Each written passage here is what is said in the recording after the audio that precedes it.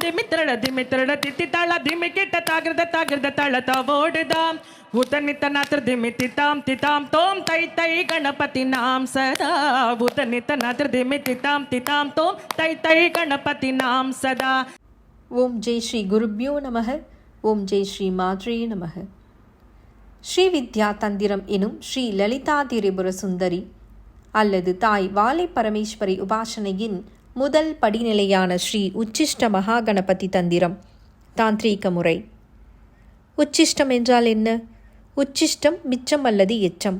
இந்த உலகில் படைக்கப்பட்ட அனைத்தும் அழிகின்றன, ஆனால் முழுமையாக அழிகின்றனவா என்றால் உண்மையில் இல்லை என்பது தான் உண்மை. அதிலும் ஒன்று மிச்சம் இருக்கும். இந்த உலகம் அழியும் பொழுதும் 3 வஸ்துக்களாகிய நிலம், நீர், நெருப்பு, இந்த 3இல் ஒன்று மிச்சம் இருக்கும். இந்த 3இன் ஒன்றாலேயே உலகமும் அழியும்.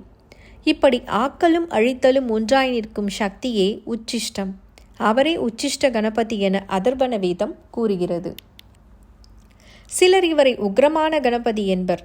உச்சிஷ்டம் என்பதை உக்ரம் என்று தவறாக புரிந்து கொண்டு அப்படி சொல்வார்கள். படைத்தல், காத்தல், அழித்தல் என்ற 3 வஸ்துக்களும் இணைந்த ஒரே சக்தியே உச்சிஷ்டம். 3ம் முடிவில் நிலை பெறுவது உச்சிஷ்டத்திலேயே. சிவன், பிரம்மா, விஷ்ணு என்ற 3 சக்தியின் முத்தொழிலையும் உடையவர். மாந்திரீகம் மற்றும் ஜோதிடர்களுக்கு முக்காலத்தையும் உணர வைப்பவர். சரியாக ஜோதிடம் கற்காதவர்கள் கூட உச்சிஷ்ட உபாசனை மூலம் நல்ல சரியான பலனை கூற முடியும். வாக்கு சித்தி கிட்டும். அதனால் சொன்னது சொன்னபடி நடந்தேறும். மாந்திரீகத்தில் இவரை கொண்டு செய்ய முடியாத காரியங்களே இல்லை எனலாம். உச்சிஷ்ட கணபதி மந்திரம். இதில் 9 அக்ஷரம், 12 அக்ஷரம், 31, 41 என பல அக்ஷர மந்திரங்கள் உண்டு. எந்த மந்திரம் நமக்கு ஏற்றது என்பதை நமது பூர்வ புண்ணியமும் குருவின் ஆசியுமே முடிவு செய்யும். எல்லோரும் எல்லா அக்ஷரங்களையும் பயன்படுத்த முடியாது. உச்சிஷ்ட கணபதி உபாசனை எல்லோராலும் செய்ய முடியாது. அதற்கு என தனியாக ஜாதக அமைப்பும் உண்டு. புதன் கேது தொடர்பு, கேது நிற்கும் இடம் பொறுத்துத்தான் உச்சிஷ்ட கணபதி உபாசனை தீட்சை அளிக்கும்.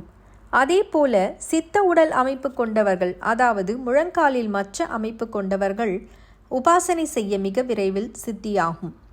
ஸ்ரீவித்யா உபாசன தீட்சை குருகுல குருவின் மூலம் பெறும் அன்பர்களுக்கு எந்த நிபந்தனைகளும் இல்லை என்கின்றது ஆகமங்கள்.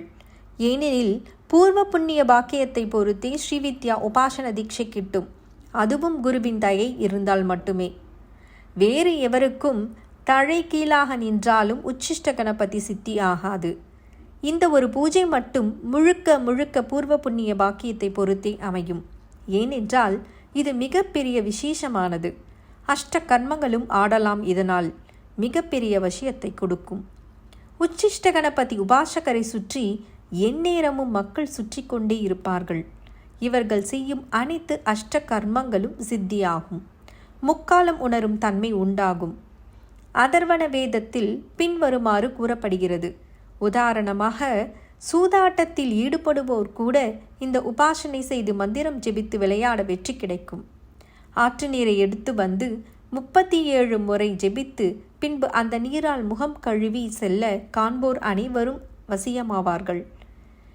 ஏதாவது தீராத கஷ்டம் வந்தால் வெள்ளருக்கு வேப்பம் குச்சி, இதில் கணபதி பதுமை செய்து சிவப்பு சந்தனம் அல்லது செம்மலர் கொண்டு பூஜித்து அதை கல்பாத்திரத்தில் வைத்து பூமியில் ஒரு கையளவு கீழே புதைத்து அதன் மீது பகலும் இரவும் மந்திர ஜபம் செய்து வந்தால் 1 வாரத்தில் சகல பீடையும் ஒழியும். சத்துருக்கள் வசியமாவார்கள். தனதானியம் வந்து குவியும். இவரை கொண்டு ஆகாத காரியமில்லை. மாந்திரிகர்களுக்கு இவர் ஒன்றே போதும். இவரை வைத்தே சகல காரியங்களும் செய்யலாம். முற்பிறவியில் மாந்திரீக சித்த முறையில் அல்லது அந்த வம்சாவழியில் வந்தவர்களுக்கு மட்டுமே இது சித்திக்கும் என்பார்கள் சிலர். மேலும் உச்சிஷ்ட கணபதி மந்திரங்களை தகுந்த பயிற்சி செய்த சீடர்களுக்கும் தனது வாரிசுகளுக்கும் மட்டுமே கொடுக்க வேண்டும், பிறருக்கு கொடுக்கலாகாது என்கின்றது கணேச கல்பசூத்திரம் எனும் நூல். தாராதேவி நீல சரஸ்வதி. உச்சிஷ்ட கணபதியின் மடியில் இருப்பவர் தச மகா வித்யாவின் 2ஆம் வித்தையின் நாயகி லாமாஸ் என்ற திபெத்திய மொழியில் அழைக்கப்படும் ஸ்ரீ தாராதேவி எனும் நீல சரஸ்வதி ஆகும். மிக அழகிய உருவத்தில் காணப்படுவார். இவளுடைய ஒரே ஒரு மந்திரம் அஷ்ட கர்மங்களையும் செய்யும் ஆற்றல் உடையது. மந்திரம் தான் ஒன்று, ஆனால் பல காரியங்களையும் செய்யும். மந்திர ஜபம் செய்யும் பொழுது தாராதேவியை எந்த நேரத்தில் தியானிக்கிறோமோ அந்த காரியம் நடக்கும்.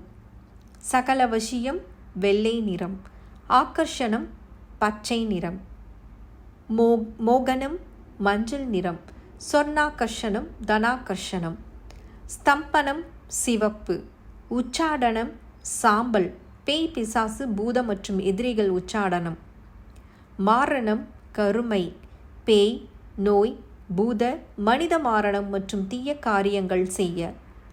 மேற்கண்டபடி நமக்கு எந்த காரியம் தேவையோ அந்த நிறத்தில் தாராவை தியானிக்க வேண்டும். ஸ்ரீவித்யா ஸ்ரீபீடம் இணைய வழி பேரண்ட பிரபஞ்ச ஆன்மீக அறிவியல் குருகுலம், ஸ்ரீ பாலா சித்தாசிரமம் பேரண்ட பிரபஞ்ச ஆன்மீக அறிவியல் பயிற்சிகள். தொடர்பு கொள்ள வேண்டிய அலைபேசி எண் 9791476947. தொடர்பு கொள்ள வேண்டிய இமெயில் முகவரி managurunadan@gmail.com.